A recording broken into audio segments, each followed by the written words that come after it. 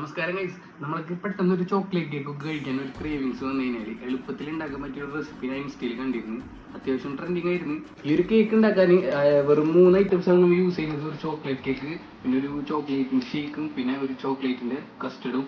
അപ്പോൾ നമുക്ക് ട്രൈ ചെയ്യണം.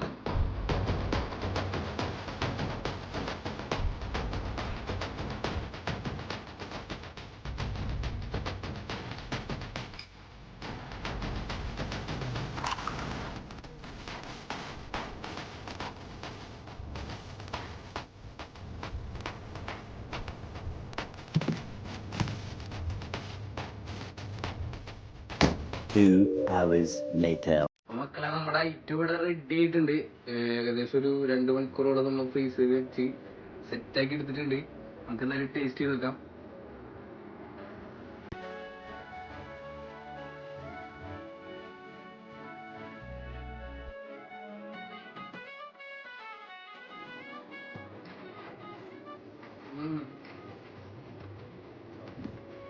കിടിലൻ, അടിപൊളി സാധനം. ഒരു രക്ഷയില്ല. ഒന്ന് മസ്റ്റ് ആയിട്ട് ട്രൈ ചെയ്ത് നോക്കണം. ഒരു സാധനം